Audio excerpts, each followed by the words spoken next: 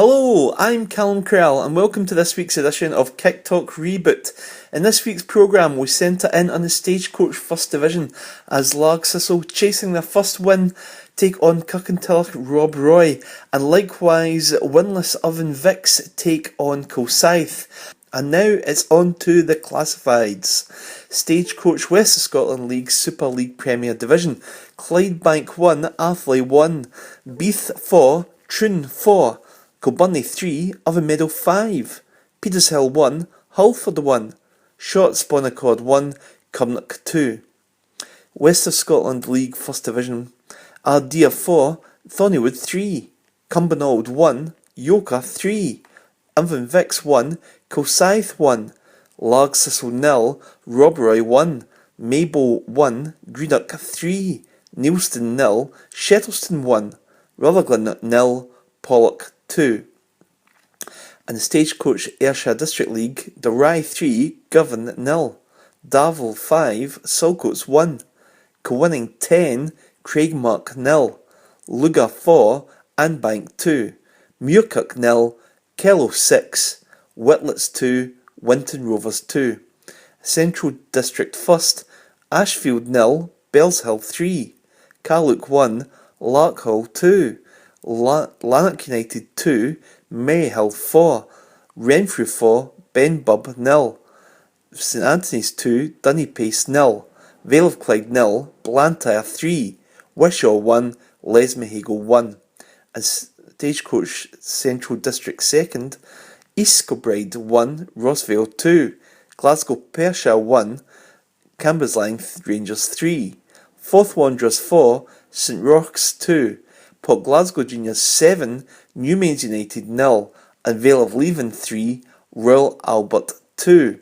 And now it's on to my match report from Barfields Park, where the score was Thistle 0, Robroy 1.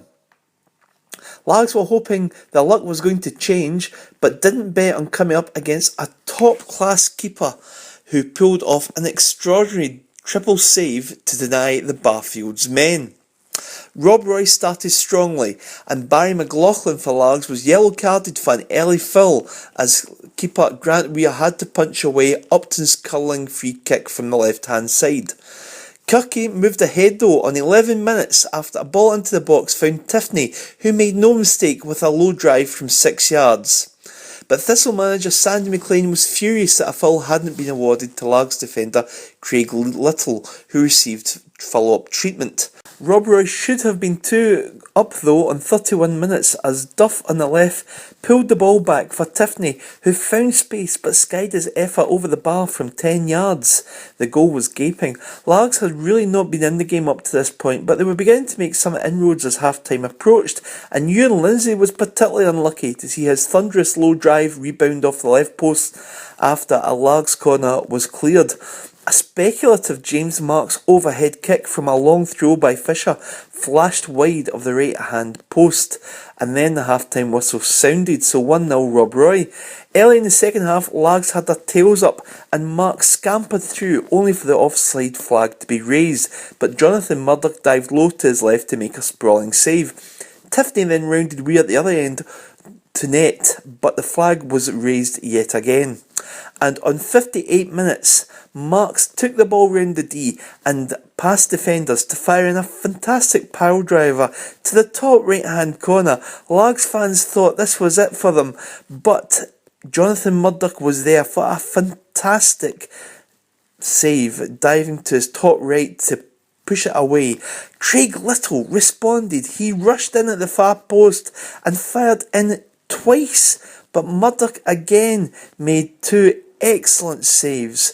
It was really quite something. Live wire Sean Lawrence, he was introduced at half-time for the Barfield side. He fired in an effort which was wide as the Lags pressure continued. And then the tricky winger fired in a 20-yard drilled effort. It was spilled by Murdoch, but there were no takers for Thistle as Murdoch collected at the second attempt. Rob Roy's Tiffany was then red-carded in the dying minutes after something the assistant referee spotted but not many in the ground did, and it was the visiting side who nearly put the game to bed in injury time as Upton's cross from the right found the on-rushing Martin, but he stumbled and misconnected and the chance was gone. The full-time whistle resounded around the Largs ground as Rob Roy fans and players cheered in unison, clearly delighted to hold off Largs Thistle's spirited second-half performance. This was a battling win for Rob Roy to get back to winning ways after last week's shock defeat to Cumbernauld, but it was another disappointment for Largs Thistle, who are still awaiting their first league win. Final score: Largs Thistle 0, Rob Roy 1. And now it's over to Stuart McConnell for his report from Victoria Park. Welcome to Victoria Park, where the final score in this Stagecoach Super League First Division match was Irvine Vics 1, Kilsyth Rangers 1. Ian McMillan and Stevie Wilson's team went into this match looking for that all-elusive First League victory in their introduction season to the Super First Division, and it was once again a case of creating a barrelload of opportunities, as they have been in recent weeks, and just missing out at the end up. It was a good entertaining game, and Vics totally dominated much of the play. They had some early chances through. Darren Beard had a shot saved by the keeper in 6 minutes, and then there was a good tackle by Davy Wilson and Prentice at the other end in 16 minutes as Kilsyth battled away. Bobby Colligan was back for Vics after 3 games through injury, and he had played a great part in the match. He forced a corner after good play in 23 minutes, but it came to nothing. However, the deadlock was finally broken on the half hour, and it was an excellent goal. It was a cross from Colligan, who was a real live wire, and it was shot home by the debut. Sort of new boy Bruce McMaster. It was his first goal for Vics in his first home match, and it was the shot looked to the Kilsyth player booted the ball away, but it had already crossed the line, so the goal of course rightly stood. In the second half, it was again a case of Vics pinning their opponents back, and there was a good opportunity. A Darren Beard shot in 52 minutes just went wide, and then Beard had a shot saved just after that, and Bobby Colligan again was clearing the box, and he sort of set up by Beard, but his shot was saved, and then a Beard shot was saved by the keeper in 66 minutes, and Colligan beat 3 opponents before shooting just over the bar from 8 yards in 62 minutes, and then Kilsyth sort of came a bit more into the match, and Mark Duffy had a shot over the bar from 12 yards in 67 minutes. It looked increasingly like Vics were going to hold on.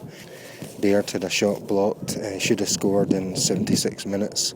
The other end, Dolan was stopped by a fine tackle from Davy Wilson. However, just as it looked like Vics were securing that first victory, they were hit by the classic sucker punch, as Kilsyth sealed a draw, and it was in a crowded goalmouth shot home, and it was striker Mark Duffy who did the damage. So Vics remain upbeat. McMillan and Wilson feel that a win will come, and in this evidence it looks like it will, but they need to start picking up points. They've cup duty in the next 2 weeks. So from Victoria Park, where the final score in this Stagecoach Super League First Division match was Irvine Vics 1, Kilsyth Rangers 1. This is Stuart McConnell for Kicktalk. An awful lot. 70%, 80% possession. That's the way we've been playing. Aye, yeah.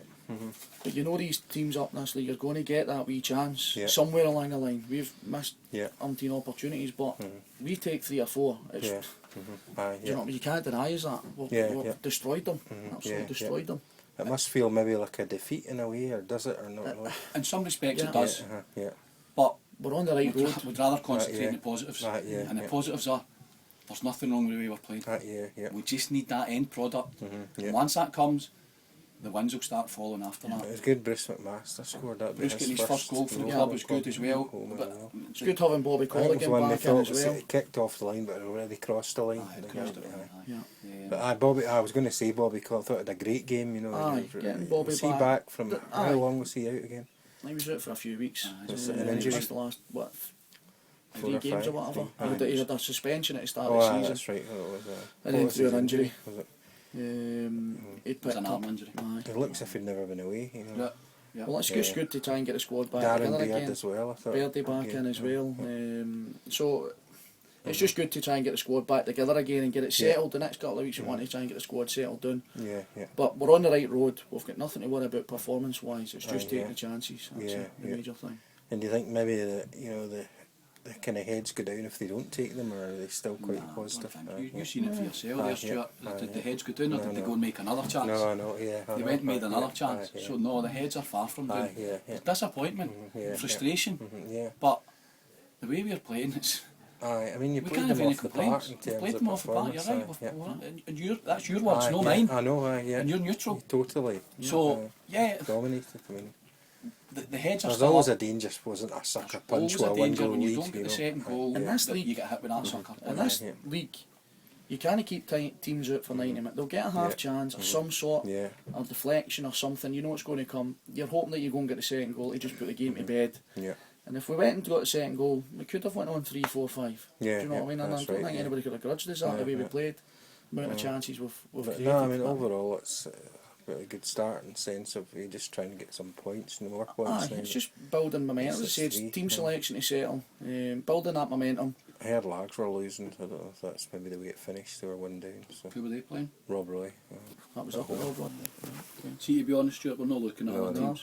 What we're interested in is Aye, ourselves, and we know that when we start picking up the wins that we deserve, then we'll start. Surely, even so, without the law of average, you would think by dominate, you probably played better and. You know, played worse than one. We've done the same at Pollock. We dominate for 60 minutes and end up losing. We've done the same at... We've done the same against Shelston. Second half. Pegged them in, and that was a mistake with a pass back. I think he's in their second goal, but we're dominant in that game as well.